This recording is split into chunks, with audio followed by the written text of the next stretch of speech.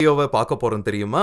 தமிழ்நாடு தனியார் துறை வேலை இணையதளத்துல நாம எப்படி பதிவு செய்யணுங்கிறத பத்தி விரிவா பார்க்க போறோம்.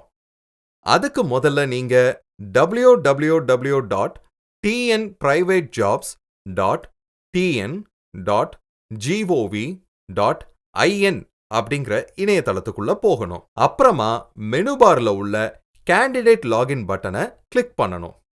கேண்டிடேட் லாகின் பட்டனை கிளிக் பண்ணதுக்கு அப்புறம் டு கிரியேட் அ நியூ அக்கவுண்ட்ங்கிற ஆப்ஷன் உங்களுக்கு கிடைக்கும்.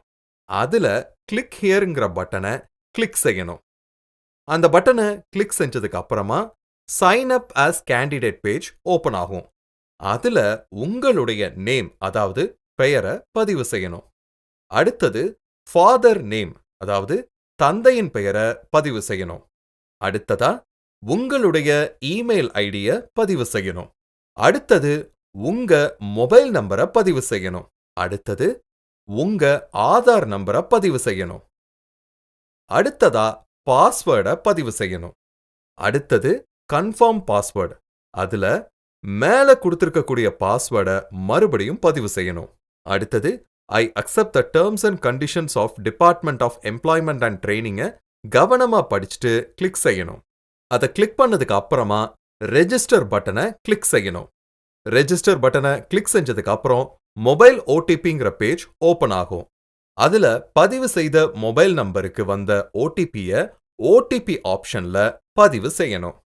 அதுக்கப்புறம் சப்மிட் பட்டனை கிளிக் செய்யணும். சப்மிட் பட்டனை கிளிக் செஞ்சதுக்கு அப்புறமா login as candidate page open ஆகும். அதுல உங்களுடைய இமெயில் ஐடி அல்லது மொபைல் நம்பரை பதிவு செய்யணும். பதிவு செஞ்சதுக்கு அப்புறம் பாஸ்வேர்டை பதிவு செய்யணும். ஸ்கிரீன்ல தெரியுற கேப்சா கோடையும் பதிவு செஞ்சுட்டு லாகின் பட்டனை கிளிக் செய்யணும். லாகின் பட்டனை கிளிக் செஞ்சதுக்கு அப்புறம் கேண்டிடேட் ரெஜிஸ்ட்ரேஷன் பேஜ் ஓபன் ஆகும். அதுல உங்களுடைய டேட் ஆஃப் பர்த்தை பதிவு செய்யணும். அடுத்து உங்களுடைய டிஸ்ட்ரிக்டை பதிவு செய்யணும். அதுக்கப்புறம் உங்க ஏரியாவோட பின்கோடை பதிவு செய்யணும். அடுத்து ஜெண்டருங்கிற ஆப்ஷன்ல உங்களுடைய ஆப்ஷனை பதிவு செய்யணும். அதுக்கப்புறம் கரண்ட் அட்ரஸ் அப்படிங்கிற காலத்துல உங்களுடைய முகவரியை பதிவு செய்யணும். ஷார்ட் ப்ரொஃபைல் டிஸ்கிரிப்ஷன்ங்கிற ஆப்ஷன்ல உங்களுடைய ப்ரொஃபைல் டிஸ்கிரிப்ஷனை பதிவு செய்யணும். அடுத்தது டிஃபரண்ட்லி ஏபிள்ட், அதாவது மாற்றுத்திறனாளியா இல்லையா, எஸ் அல்லது நோங்கிற பட்டனை கிளிக் செய்யணும். எஜுகேஷன் டீடைல்ஸ்ங்கிற காலத்துல ஆட் பட்டனை கிளிக் செஞ்சு உங்களுடைய எஜுகேஷன் டீடைல்ஸை பதிவு செய்யணும். உதாரணத்துக்கு உங்களுடைய எஜுகேஷன் அல்லது qualification, course, specialization, passing year, board அல்லது இன்ஸ்டிடியூஷன் நேம், சிஜிபிஏ, அதாவது உங்களுடைய mark percentage, course type, select additional qualification, இது எல்லாத்தையும் கவனமா பதிவு செஞ்சு ஆட் பட்டனை கிளிக் செய்யணும். அடுத்ததா டிசையர்டு கரியர் ப்ரொஃபைல்ங்கிற காலத்துல இண்டஸ்ட்ரிங்கிற ஆப்ஷன்ல உங்களுடைய ஆப்ஷனை பதிவு செய்யணும். லொகேஷன்ங்கிற ஆப்ஷன்ல நீங்க எந்த இடத்துல வேலை பார்க்க நினைக்கிறீங்களோ அந்த இடத்தை கிளிக் செய்யணும். எக்ஸ்பீரியன்ஸ் டீடைல்ஸ்ங்கிற காலத்துல உங்களுடைய ஒர்க் எக்ஸ்பீரியன்ஸை பதிவு செய்யணும். அதாவது உங்களது designation, organisation, is this your present company, அதாவது நீங்க இந்த கம்பெனில தற்போது வேலை செய்றீங்களா இல்லையா, எஸ் ஆர் நோங்கிற ஆப்ஷனை கிளிக் செய்யணும்.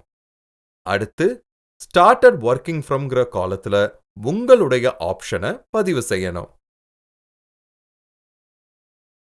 டிஸ்கிரைப் யுவர் ஜாப் ப்ரொஃபைல்ல உங்களது ஜாப் ப்ரொஃபைல் பத்தி டிஸ்கிரைப் பண்ணணும். இது எல்லாத்தையும் கவனமா சரிபார்த்த பின்னர் ஆட் பட்டனை கிளிக் செய்யணும். அடுத்து லாங்குவேஜஸ் நோன்கிற காலத்துல உங்களுக்கு தெரியக்கூடிய அனைத்து மொழிகளையும் உள்ளீடு செஞ்சு ஆட் பட்டனை கிளிக் செய்யணும். அடுத்து சர்டிபிகேஷன் டீடைல்ஸ்ங்கிற காலத்துல உங்களுடைய சர்டிபிகேட் விவரங்களை பதிவு செய்யணும். அதாவது certificate name, certificate image, issuing organisation, year, இது எல்லாத்தையுமே கவனமா உள்ளீடு செஞ்சு ஆட் பட்டனை கிளிக் செய்யணும். அடுத்து டெக்னிக்கல் ஸ்கில்ங்கிற காலத்துல உங்களது டெக்னிக்கல் ஸ்கில் விவரங்களை பதிவு செய்யணும். உதாரணத்துக்கு நீங்க ஏசி ஸ்பெஷலிஸ்ட் அப்படின்னா ஏசி ஸ்பெஷலிஸ்ட் ஆப்ஷனை கிளிக் செய்யணும். கிளிக் செஞ்சதுக்கு அப்புறம் ஆட் பட்டனை கிளிக் செய்யணும்.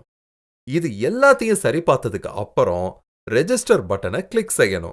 ரெஜிஸ்டர் பட்டனை கிளிக் செஞ்சதுக்கு அப்புறம் உங்களுடைய ப்ரொஃபைல் சக்சஸ்ஃபுல்லா அப்டேட் ஆயிடும். அவ்வளவுதாங்க.